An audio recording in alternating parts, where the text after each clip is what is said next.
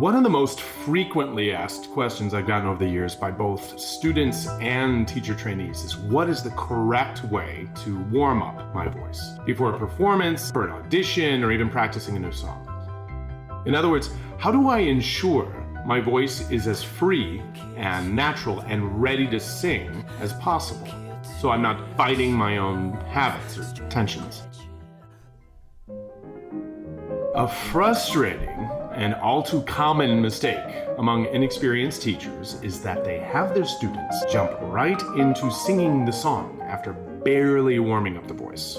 But even more common is the use of what we call open vowel phonation as a warm-up. I'll give you an example. If you start your lesson with the ever so common 5-note ascending descending scale on Ma,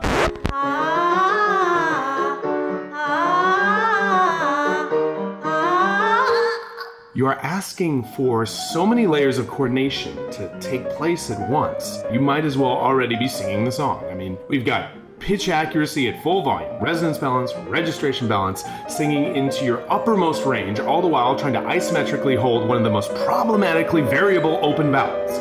Not unlike a ballerina who rolls out of bed and decides to dance through the entire second act of Swan Lake without so much as stretching out first.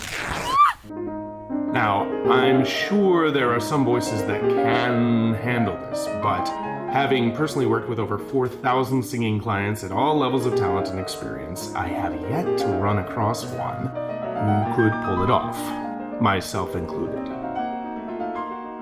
So, in order to tackle the problem, let's divide vocal warm-ups into 5 levels, each one slowly activating and stretching out a part of the system, so that by the time you sing, most of our bases are covered. As I said before, warm-ups need to be done slowly and in layers to ensure the vocal mechanism is optimized for singing by the time you're ready to sing. These levels are compounding, or that means they build on top of each other. And that's why I like to think of them like transparent sheets that create a bigger picture. First of all, let's begin with a reality check. Just as one's lifestyle affects his or her overall health, the same can be said for the efficacy of the singing voice. In other words, factors like how much water you consume, the amount and quality of your sleep, how much alcohol you had last night, smoking, stress levels, allergies, illness, time of day, even the way you support your head when you sleep. All of these and more play an insidious role in vocal efficiency. So we call level 0 the preparation level. This means addressing any lifestyle or behavioral pattern that contributes to the state of the body when you begin to warm up. The first real level of your warm-up should begin with exercises that lengthen and alleviate stress in the ancillary muscles of singing. In other words, we stretch out and massage the areas of the body most prone to compensatory tension.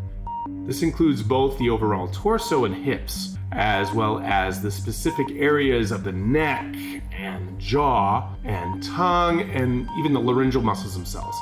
For advanced singers, the vocal integration clamps or hand positions can also be used.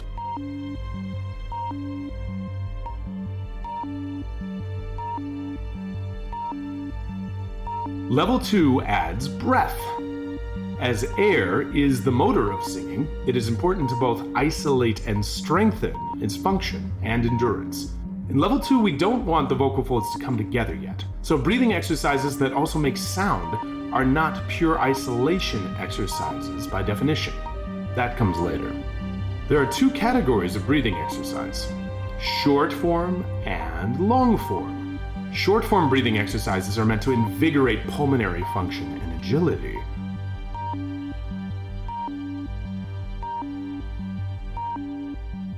Long-form exercises are designed to help control and sustain the cycle of airflow without the aid of glottal closure.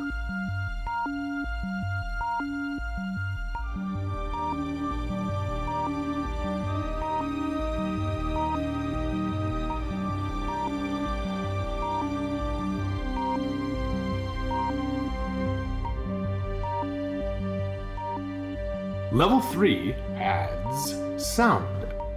The third level is where the vocal folds actually come together and make the first noises of the day.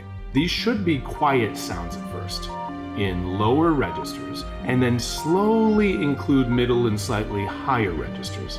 Remember, the key to these exercises is to keep the pitch moving. We aren't trying to hit the right note. This is also about bringing the vocal cords together for the first time.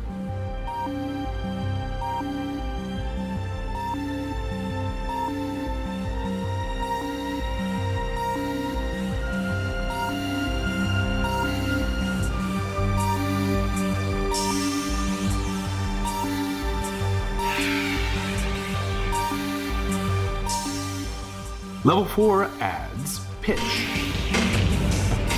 Now we can finally begin the process of vocalizing on actual note patterns, but with the limitation of an alteration that focuses on a specific muscle group.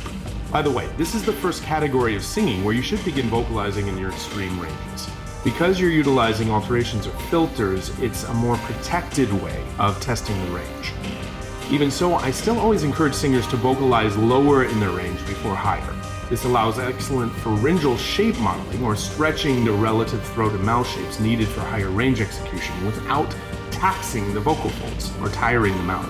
The proof in this is that after these warm-ups, I've often had sopranos able to sing songs in new and extremely high ranges without ever singing above a treble C.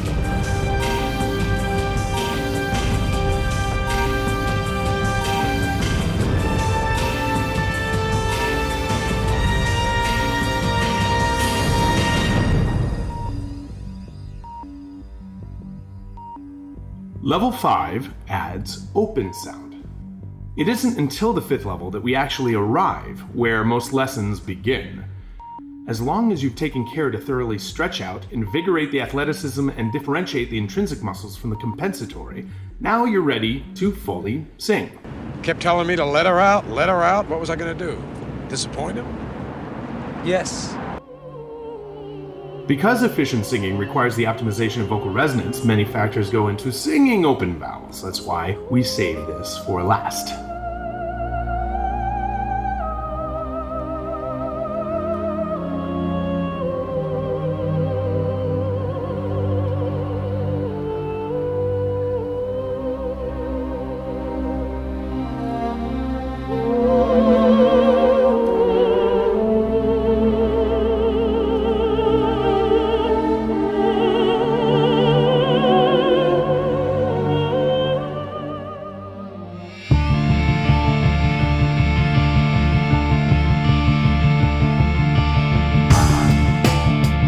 For those of you looking for extra credit, there is a top secret level 6, which adds pharyngeal and laryngeal alterations, or what we call extreme filters. This is what provides our vocal effects, or atypical sounds and exercises that demand a real mastery of voice technique and mechanism balance.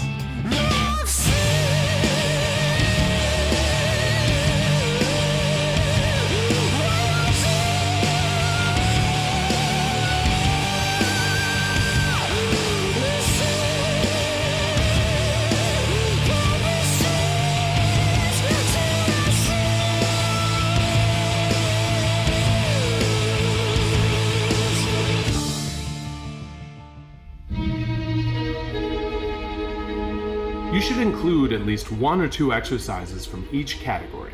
If the purpose of your warm-up is to prepare for long-term efficiency, more like a workout than a warm-up, then include more exercises for a longer duration. You should pay attention to each level's addition as you continue through your regimen.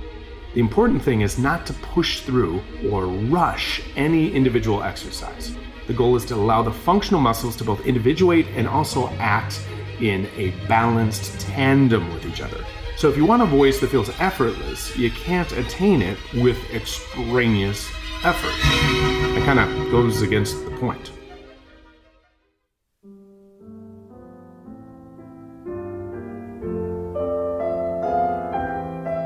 If your goal for warming up is to effectively sing a song, you can apply each level of these exercises after you've completed them.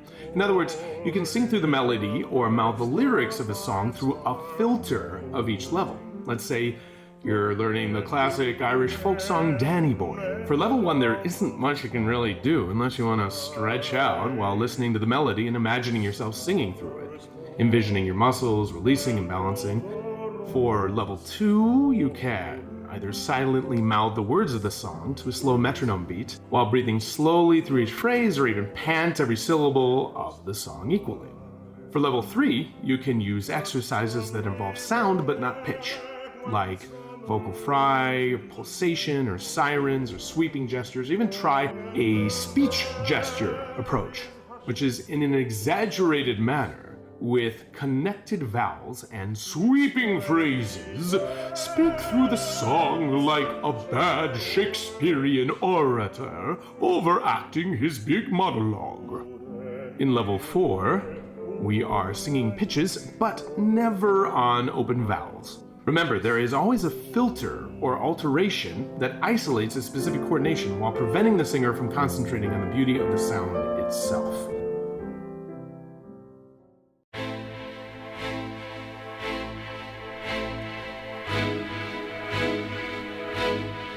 If you're patient, observant, and don't try to force a result, you will improve much faster. Remember, we're trying to change behaviors that you developed over years. So no matter how experienced or inexperienced you are, you have been successful at teaching your body that this is how you sing. And for the most part, your body defaults to "this is how I talk" in order to decide how it wants to sing. So in order to improve and rewire these complex reflexes, you have to send highly differentiated and repeated signals that tell your muscles to do something different. In other words, exaggerate. In my experience, the more you sound like a complete idiot, the better these exercises will be at changing your vocal behaviors. So go out and make a fool of yourself. Just do it in the right order.